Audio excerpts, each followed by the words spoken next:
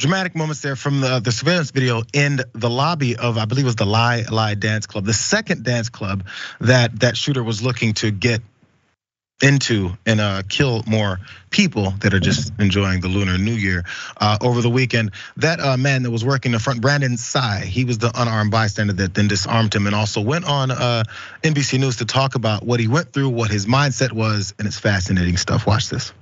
Scaring. And more harrowing accounts just 2 miles away inside the Lele Ballroom and Studio in Alhambra. That's where the suspect showed up 20 minutes after his deadly rampage. Today I spoke with Brandon Say, seen on this surveillance video bravely taking on the gunman, disarming him before he could unleash more terror. How did you decide what to do? Well, there was a moment I actually froze up because I had the belief that I was gonna die. Like my life was ending here at that very moment. But something amazing happened, a miracle actually. He started to try to prep his weapon so he could shoot everybody. But then it dawned on me that this was the moment to disarm him. I could do something here that could protect everybody. In one shove, I kind of just pushed him away and then quickly aimed the gun at him and shouted, "Go away, I'm gonna shoot. Get out here, go." Are you pointing the gun at him as you're saying? Yes, I was. The next section of this whole interview, actually, I think it leads to the thought process as many wonder. If I was in that situation, what would I have done? And the mindset you have, many times we don't know. Let's talk about that part. Police are hailing Brandon as a hero. Did he say anything during this encounter? No, his facial expressions and eyes did most of the talking. What did those eyes tell you? They told me he wanted to do harm, like he was a troubled individual trying to do harm to others, make people feel the pain he was feeling.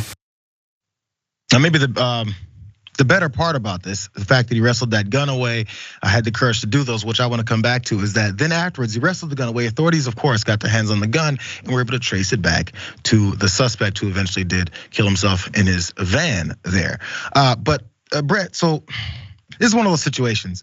Again, like I was saying, people look up or see a situation and say, I would totally have jumped in, or man, I'm too scared to jump in. Whichever way you land on it, you kind of don't know. And I think in the way he described seeing the guy's face, seeing his eyes, at one point thought he was gonna die. So he's like, he froze like it's over.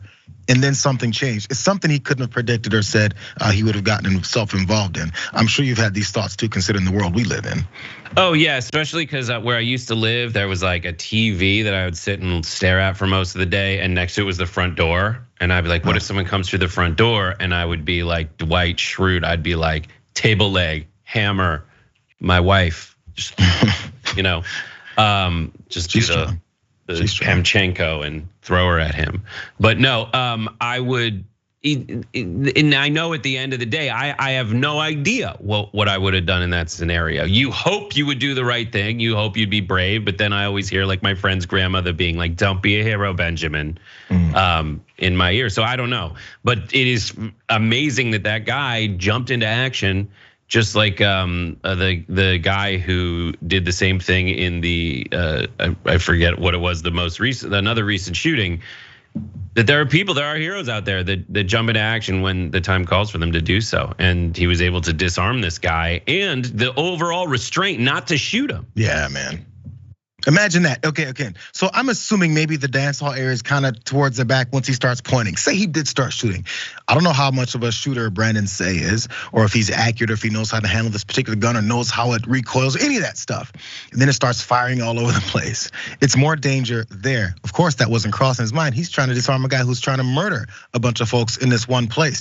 And it reminded me of one time, and this is what I'm not gonna lie to you, how many times this is replayed in my head. I was in a drive-through once. It was a Del Taco with my kid, kind of barricaded in as where drive-throughs go, and there's a ruckus inside of a near empty restaurant in the same restaurant, Del Taco, and I see a guy kind of stumble out, and he just assaulted someone in there and was taking something. I don't know if he knew the woman, and I'm like halfway to the door, and I'm like, okay, my kid's here. Okay, I'm pinned in. What am I supposed to do? And he took off down the street. So I'm just sitting there calling the cops, feeling like a schlep. And I'm like, wait a second, what? It's one of those situations. And again, I'm mad at myself, but at what point do you feel you're gonna do something? And you can feel like an idiot, you can feel like a coward, you can feel like you should have done something else, and then she comes stumbling out of the place injured. I hate thinking about that. It's just one of those things. It's just you don't know what you'll do or why you won't or will do it.